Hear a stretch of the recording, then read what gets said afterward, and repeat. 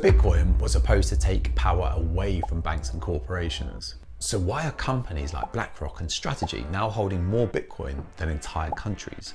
There are three simple things that could change Bitcoin's future, and you can do all of them today. But here's what most Bitcoiners actually do. They buy Bitcoin on Coinbase, leave it there, check the price 47 times a day, post "have fun staying poor" on Twitter. Meanwhile, the three simple things that could really help Bitcoin, most people just haven't gotten around to them yet. Now, the three things I'm about to show you are all important, but there's actually one thing that matters more than all of them combined for Bitcoin's future. I'll be honest, it's not as simple as the first three, but I'll explain why it might be the most important thing any of us can do. First, let's start with the basics. You've probably heard, if you don't control the keys, it's not your Bitcoin. Your keys, your Bitcoin. Not your keys, not your Bitcoin. Everyone knows this, but many people haven't taken this step yet, often because it seems complicated until you do it. But here's why this really matters. First, exchanges fail. FTX, Mt. Gox, Celsius. When they go down, your Bitcoin disappears forever. Second, you don't actually own it. On exchanges, you just have an IOU. They control the keys. They control your Bitcoin. They can freeze your account anytime. And third, every Bitcoin on exchanges strengthens the centralized system you wanted to escape. According to Glassnode, approximately 3 million Bitcoins sit on centralized custody, exchanges and ETFs combined. That's about $315 billion not truly owned by the people who think that they do. But it's too complicated. Actually, it's more straightforward than you might think. Buy any hardware wallet, Trezor, Coldcard, Bitkey, whatever. When it arrives, go on YouTube and type "your wallet name tutorial." It's honestly as easy as setting up a Facebook account. Remember how intimidating it was to learn to drive? Now you do it without thinking, and it gives you so much more control over your own life. It's just daunting because it's the unknown. Look, you don't have to move your entire stack. Start with an amount that you're comfortable with. Just prove to yourself you can do it. This is by far the most important step for every Bitcoiner to make. If you've watched any of these previous videos, there's a chance you have bought Bitcoin to escape the traditional financial system. Yet, many are still letting someone else control their keys. When you leave Bitcoin on exchanges, you're literally strengthening the system you're trying to escape. So first up, hold Bitcoin on cold storage. Now here's something that might surprise you. Even people who do self-custody often miss this next opportunity. Actually spend some. Because when we never spend Bitcoin, we're accidentally telling the world it isn't actually money. It's just a speculative asset.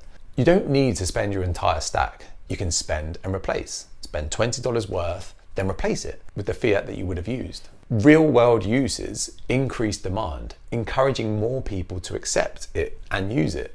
But nobody near me accepts Bitcoin payments. So what can I actually do? First, download a Lightning app like Strike, Wallet of Satoshi, or BitKit. So whenever the opportunity comes, you'll be ready. You can also find businesses that accept Bitcoin using bitcoinmap.org. And did you know you can use Bitrefill? You can find this on the Strike app to buy gift cards or top up your account for places that you normally spend money. The infrastructure is growing fast and more people are starting to use it every day, including whole communities who literally live on a Bitcoin circular economy. The Lightning Network processed 100 million transactions in Q1 2025, which was a 28% jump from the previous quarter. Here's the thing though, we have this amazing infrastructure being built, but many of us haven't had the chance to try it out yet. Even buying a coffee with Bitcoin does more for adoption than tweeting "Bitcoin fixes this" 1,000 times. Every transaction proves Bitcoin works. Every purchase creates demand. Plus, when you spend Bitcoin and it actually works smoothly, you become the best advertisement Bitcoin could ask for. Okay, you've secured your Bitcoin and you found a way to spend some. But before I show you the one thing that has the biggest impact on Bitcoin's future, there's one more simple action that costs $0. I'll be honest, this one may feel awkward at first, but it's surprisingly effective over time. Walk into your local coffee shop, restaurant, or store. Do you accept Bitcoin? Still no. You know what you can save on the fees though? Yeah. You can actually just download it on your phone. That's it. Just plant the seed. You don't need to convince them there on the spot. Just making them aware the option exists is a massive improvement. Bitcoin Map shows there's around 18,000 businesses worldwide accepting Bitcoin as payment, and that number keeps growing. If anyone asks you for more information, you can point them to companies like Bridge to Bitcoin. They have more information and support for any questions they may have. I've personally had friends with businesses who have either started accepting Bitcoin payments using apps like Wallet of Satoshi, or are seriously looking into it for e-commerce. Every conversation matters. Every future purchase creates a success story they can share. And that's how a network grows, one person at a time.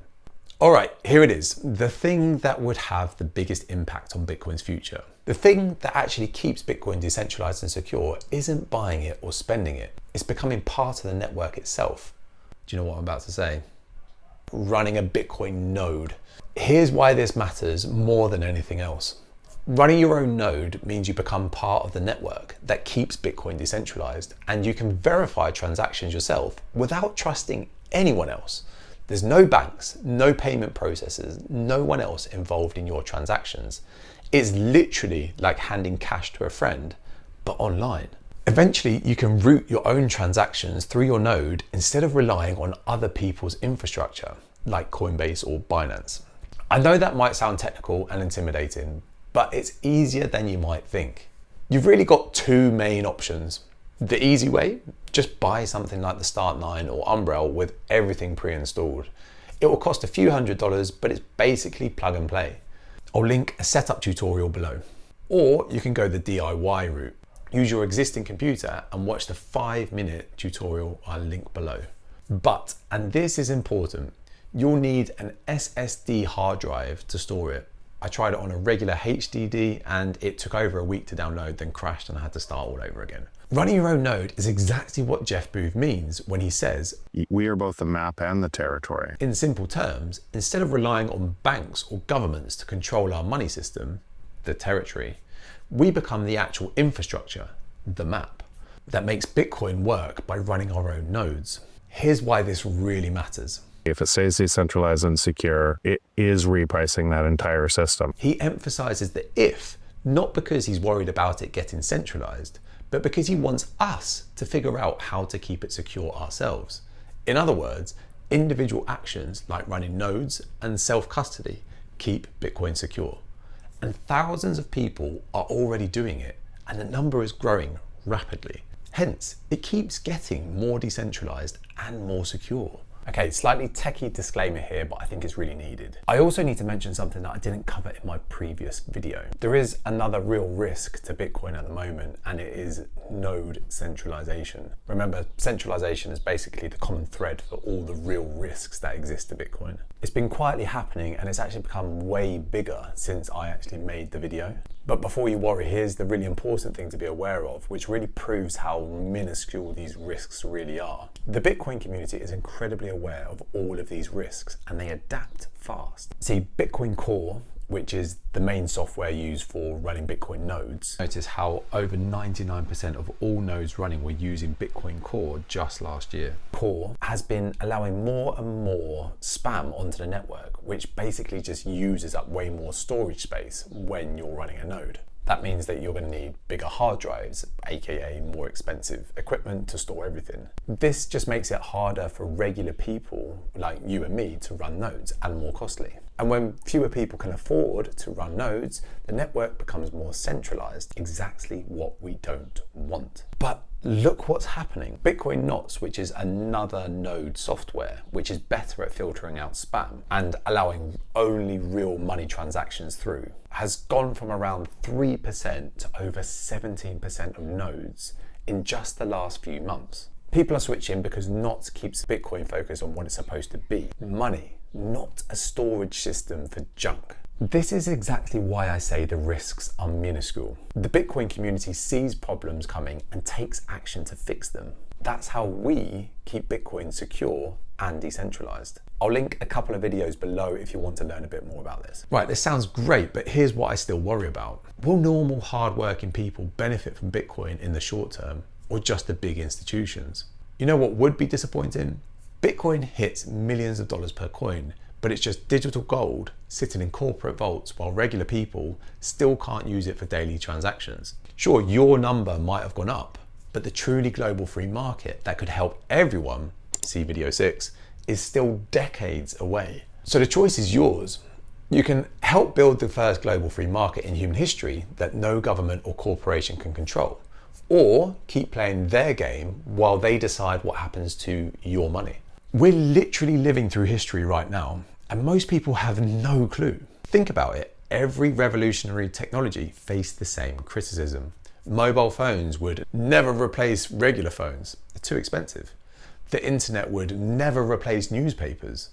Even Thomas Edison said electricity was a waste of time. Nobody will use it, ever. But they all won.